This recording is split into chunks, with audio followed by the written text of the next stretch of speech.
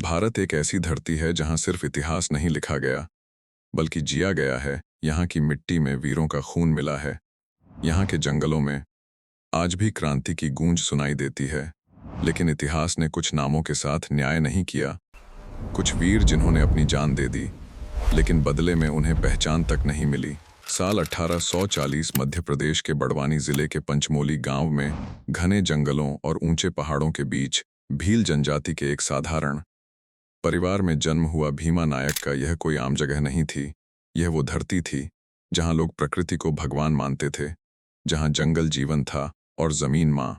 किसी को नहीं पता था कि यह बच्चा एक दिन अंग्रेजों की नींद छीन लेगा। बचपन से ही भीमा अलग थे। उनकी आंखों में डर नहीं था, उनकी चाल में आत्मविश्वास था। जंगल उनका खेल का मैदान था, पेड़ उनके दोस्त और प्रकृति उनकी गुरु। लेकिन हर शांति के पीछे एक तूफान छिपा होता है। अंग्रेज आए और उन्होंने सब कुछ बदल दिया। जंगल उनके हो गए, जमीन उनकी हो गई, और आदिवासी अपने ही घर में पराये हो गए। सोचो, जिस मिट्टी को तुम माँ कहते हो, अगर कोई तुमसे छीन ले तो क्या करोगे? भीमा नायक ने जवाब दिया, लड़ेंगे।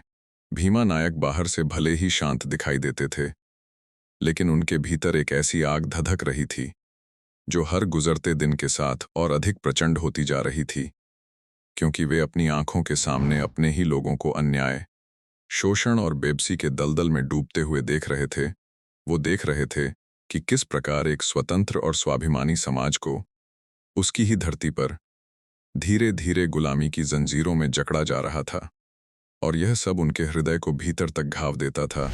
जब किसी मनुष्य से उसकी जमीन, उसकी पहचान और उसका आत्मसम्मान छीन लिया जाता है, तो उसके भीतर केवल दर्द नहीं जन्म लेता, बल्कि एक ऐसी क्रांति जन्म लेती है जो समय आने पर सब कुछ बदल देने की ताकत रखती है।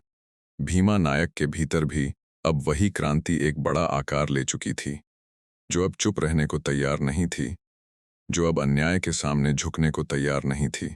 उन्होंने यह समझ लिया था कि यह संघर्ष केवल उनके लिए नहीं है, बल्कि आने वाली पीढ़ियों के अस्तित्व का प्रश्न है, और इसलिए इस लड़ाई से पीछे हटना अब संभव नहीं था। साल 1857, वह ऐतिहासिक क्षण जब पूरे भारत में विद्रोह की ज्वाला भड़क उठी थी, केवल एक संयोग नहीं था, बल्कि वर्षों से दबे हुए आक्रोश का विस्फोट था, जिसने हर वर्ग, हर समाज और हर क्षेत्र को एक सूत्र में बांध दिया था। इस क्रांति की गूंज केवल शहरों तक सीमित नहीं रही, बल्कि यह घने जंगलों और दूर दूर के आदिवासी इलाकों तक पहुंच चुकी थी, जहां भीमा नायक जैसे योद्धा इस आग को एक दिशा देने के लिए तैयार खड़े थे। भीमा नायक ने इस क्रांति को केवल एक घटना के रूप में नहीं देखा, बल्कि इसे अपने जीवन का उद्देश्य बना लिया। और यही वह क्षण था जब उन्होंने अंग्रेजी सत्ता को चुनौती देने का संकल्प लिया। भीमा नायक भली भांति जानते थे कि कोई भी संघर्ष तब तक सफल नहीं हो सकता जब तक उसमें एकता और संगठन की शक्ति न हो, और इसी कारण उन्होंने अपने समाज को एक सूत्र में पिरोने का कार्य प्रारंभ किया। उन्होंने बिखरे हुए भील समाज को न केवल एकजुट किया, बल्कि उनमें आत्मविश्वास, साहस और अपने अधिकारों के प्रति जागरूकता भी उत्पन्न की, जो किसी भी क्रांति की सबसे महत्वपूर्ण नींव होती है।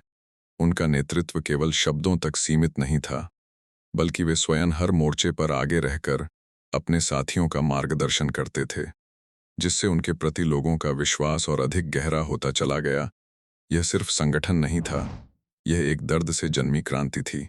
इतिहास के पन्नों में यह उल्लेख मिलता है कि जब भीमा नायक और महान क्रांतिकारी तांत्या टोपे के मार्ग एक दूसरे से मिले, जब दो महान योद्धा पहली बार आमने सामने आए। अब लड़ाई सिर्फ जमीन की नहीं, आजादी की है, और इस बार जंगल भी हमारे साथ लड़ेगा। जब ताकत और रणनीति साथ आई तो अंग्रेजों की हार तय हो गई। एक ओर जहां तांत्या टोपे अपनी रणनीतिक कुशलता और सैन्य बुद्धिमत्ता के लिए प्रसिद्ध थे, वहीं दूसरी ओर भीमा नायक को जंगलों की भौगोलिक संरचना और गुरिल्ला युद्ध की अद्वितीय कला में महारत हासिल थी। इन दोनों के सहयोग ने अंग्रेजी शासन के लिए एक गंभीर चुनौती उत्पन्न कर दी, जिसने उनके शासन की नींव तक को हिला कर रख दिया। निमाड़ के घने जंगल, जहां हर पेड़, हर रास्ता एक जाल की तरह बिछा हुआ था, यहीं भीमा नायक अपने साथियों के साथ अंग्रेजों के खिलाफ युद्ध की तैयारी कर रहे थे। अंग्रेजी सेना बड़वानी और खरगोन के जंगलों में आगे बढ़ रही थी। उन्हें लगा कि रास्ता साफ है, लेकिन अचानक हमला। चारों तरफ से तीरों की आवाज, गोलियों की गूंज। भीमा नायक और उनके साथी पेड़ों के पीछे से निकलकर अंग्रेजों पर टूट पड़े। अंग्रेज घबरा गए, उन्हें समझ नहीं आया कि दुश्मन कहाँ है। कभी सामने से हमला, कभी पीछे से वार, और फिर सब गायब। कुछ ही पलों में अंग्रेजी सेना बिखर गई। जंगल फिर शांत हो गया। सेंधवा के रास्ते से गुजर रहा था। अंग्रेजों का काफिला हथियारों से भरा हुआ। भीमा नायक ने इशारा किया, अब। अचानक चारों तरफ से हमला। घोड़े बेकाबू हो गए, सैनिक गिरने लगे। कुछ ही समय में पूरा काफिला खत्म। हथियार अब भीमा नायक के पास। नर्मदा के किनारे घने जंगल। अंग्रेजों ने घेरने की कोशिश की, लेकिन शेर को उसके जंगल में पकड़ना आसान नहीं होता। भीमा नायक ने चारों तरफ से हमला किया। अंग्रेजों को पीछे हटना पड़ा। रात में हमला, दिन में गायब, फिर अचानक वार। हर बार अंग्रेज हारते गए। अब हालत यह हो गई थी कि अंग्रेज जंगल में कदम रखने से डरते थे। यह युद्ध सिर्फ लड़ाई नहीं था, यह था जंगल की ताकत और हिम्मत की जीत।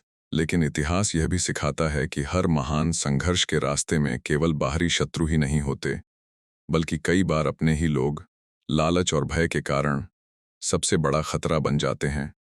अंग्रेजों ने इसी कमजोरी का फायदा उठाया अंग्रेजों ने ताकत से नहीं, लालच से वार किया।